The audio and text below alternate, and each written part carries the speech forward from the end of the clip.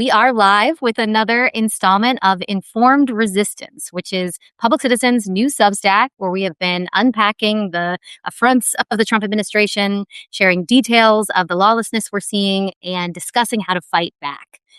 We have had a truly incredible group of guests joining us to help us understand the state of play of this moment, and today is no exception. So I'm so excited to be joined by Rebecca Dixon, President, Chief Executive Officer at the National Employment Law Project, or NELP, joining us today. Rebecca, welcome. It's great to be here. Yeah.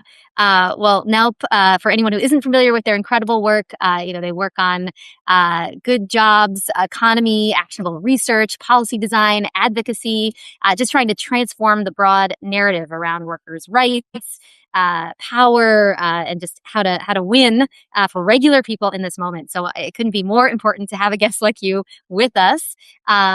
And I wanted to start off in just kind of a broad way.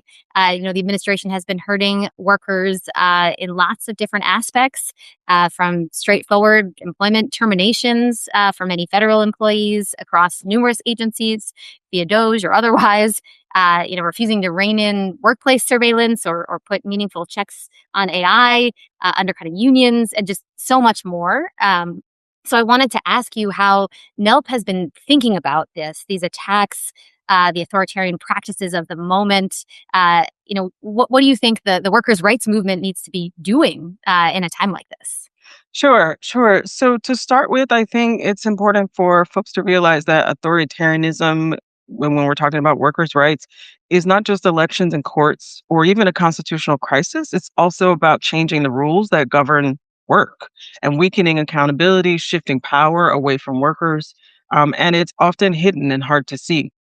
So one of the things that we look at is the different ways in which these attacks are happening, some that may not be like super obvious, but we think that laws passed is protection, right? But laws can be on the books while enforcement can shift dramatically, like what we're seeing with the Equal Opportunity Commission and kind of turning on its head, its mission.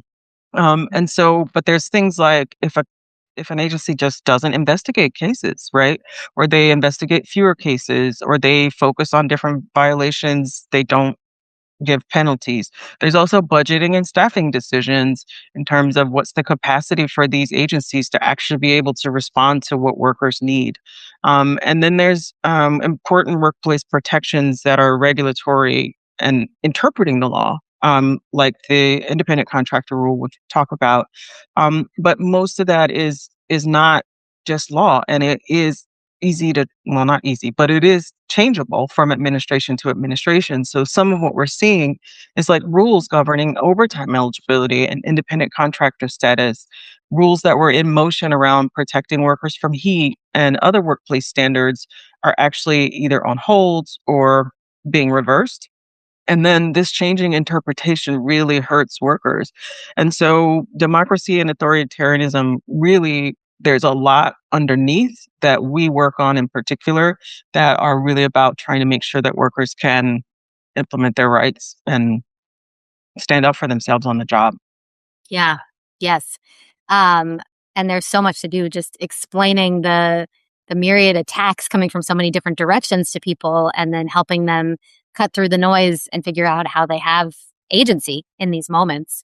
Can you say a little more about how NELP itself is thinking about taking on the administration in this moment, what tactics you all are using? And then I'm also interested if you think the worker rights movement as a whole is coming together, or there's more that we need to do. Sure. So definitely we are working together with a group of folks, not just us. All the usual suspects, folks who stand up for workers all the time. So unions, other organizations, and the workers' rights movement really does need to come together around this. So for us, I think of our team as a broad coalition. We also have legal advocates, worker centers, researchers, and that group of folks is resilient and vigilant, and they are continuing to make progress despite these challenges that we're having. We are operating in a period of time where many of our federal institutions are being shaped by corporate power, and rollbacks that are happening. But if the administration believes that worker rights movement is just going to simply retreat in the face of these challenges, that's a miscalculation. Across the country, we are still seeing organizing, workers organizing. States and cities are continuing to innovate, and advocates are winning in court. So those are some of the ways that, as a group, workers' rights movement is pushing back. Labor standards are being strengthened in key jurisdictions, and hoping to spread strengthen that good policy to other areas. And organizations like NELP are helping to translate these innovations into models that we can have adopted in different places.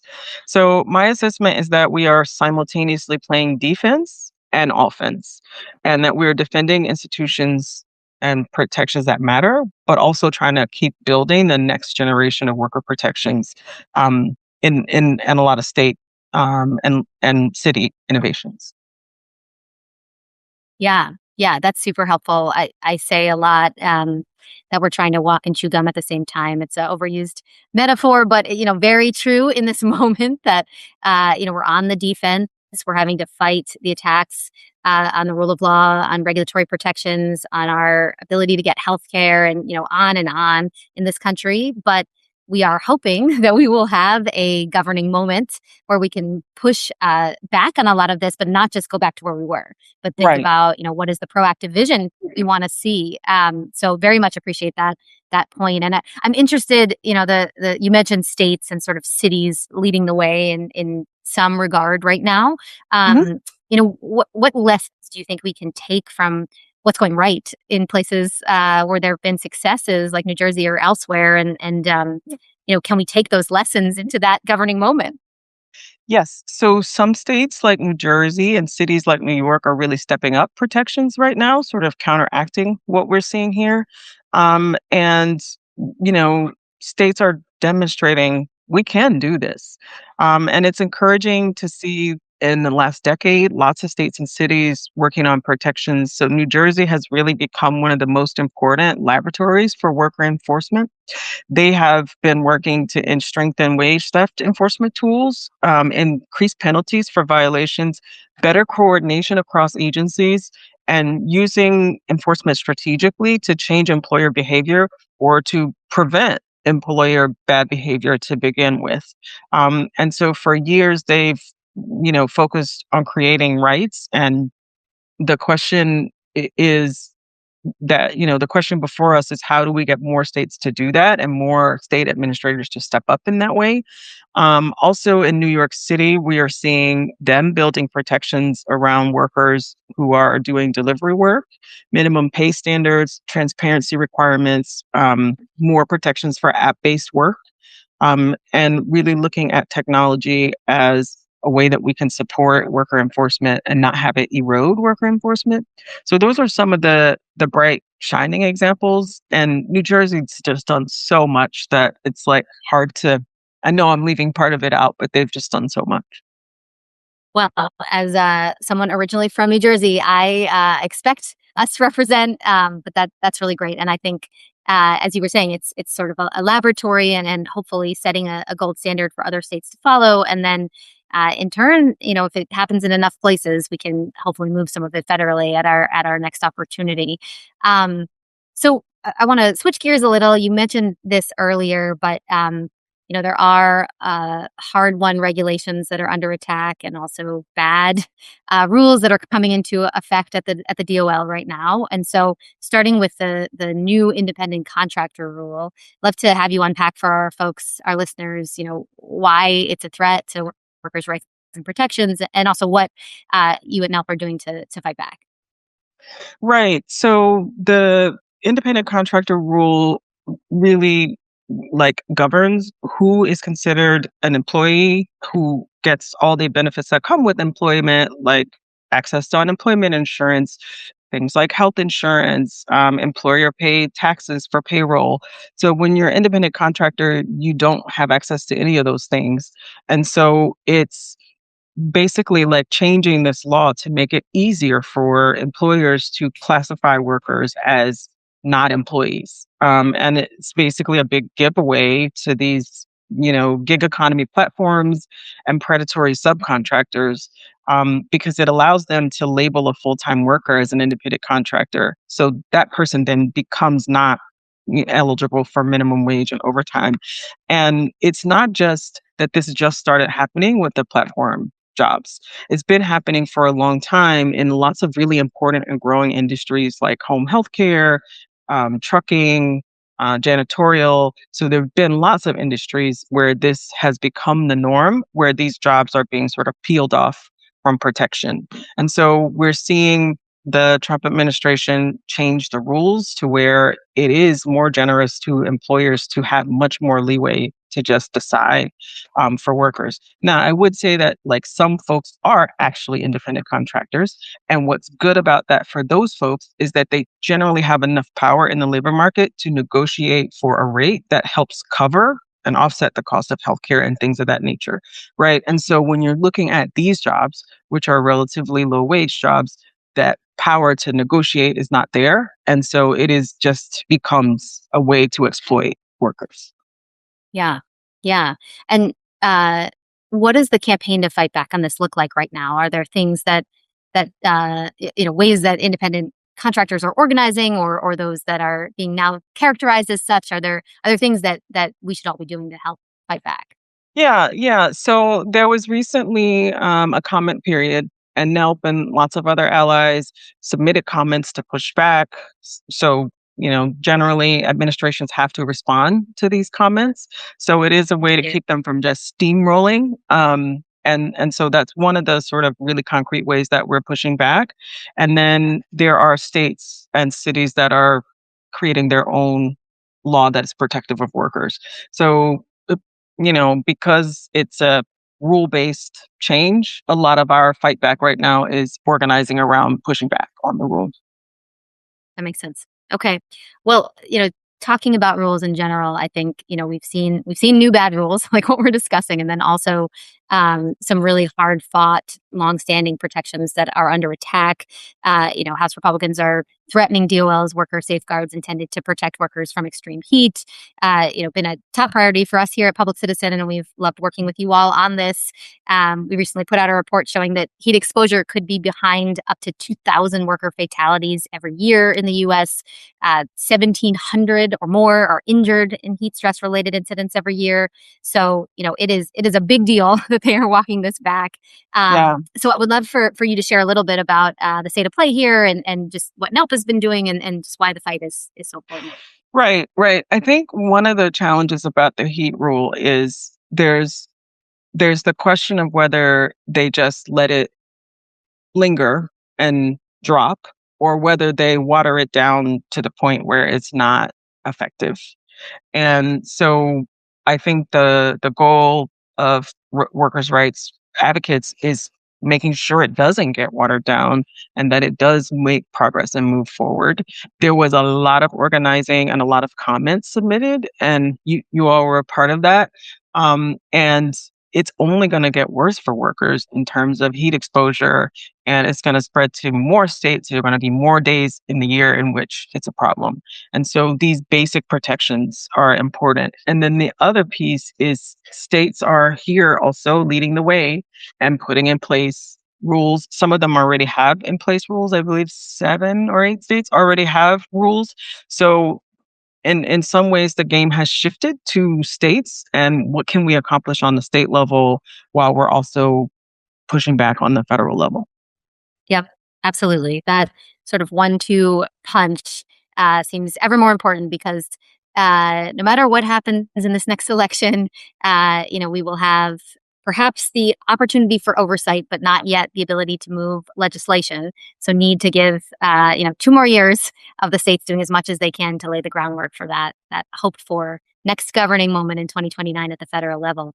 I wanted to close out there because we kind of started there at the broadest level, what the big problems are of the Trump administration, and looking ahead to a moment where that will be over. We've saved democracy and we're moving towards a new reality. And ask you what you think the agenda should be in that moment for worker safety, for employment protections? What are the things that NELP is gearing up to fight for? Should we have a moment to govern again and fix some of what we've been experiencing? Yeah, one of the things we're looking at is like restoration plus. So not just can we get it back to what it was, but are there ways we Mhm. can improve it, knowing what we know that can be responsive to this moment that we're in, where there's a lot of risk for workers. I think there's so many things. And I think that like the movement as a group is going to need to prioritize what comes first. And also do some work before the opportunity presents itself to know what those things are and sort of move as one to support the hopeful new administration in not just repairing these things but also like where can we be really proactive, right? Where can we be really proactive around health and safety? We know that health and safety has traditionally been one of the parts of the government where the laws around it are not strong enough, right? And so the fines are not high enough. So what is the plus that we can actually move the line and not just be sort of trying to restore, say, the independent contractor rule to what it was? Like, is there a plus move? Is there a way to move the needle more firmly? And then I don't know the answer to this, but personally, I really would like for us to not have the pendulum swinging back and forth on these rules for workers, and that workers would be able to count on protection no matter what the administration is. So if there are ways to make these things more permanent, that would also be a goal. Yes. The lack of certainty in public protection is such a travesty. And I think, when people think about what they want from their government, what they expect, it's this kind of protection. There's a reason why, people are talking about food safety again in the wake of this summer and what they Oh experienced with goodness. their lettuce. Like people Oh goodness. understand Yeah. what government is supposed to do, and when it drops the ball, there's a real deep seated understanding of this was what they thought they were going to get and they didn't get it. And so I hope that that will take us to a place where we're able to do more in a next moment where we have the certainty and the governing ability again. Rebecca, thank you so much for joining us today. For folks watching, let me just ask you, where can people find more about NELP? Where can they tune in to learn more about you? Anything you want to share on that front? Sure. So we have our wonderful NELP website, nelp.org is a great place to start. And then, of course, we're on social media and we have our experts here.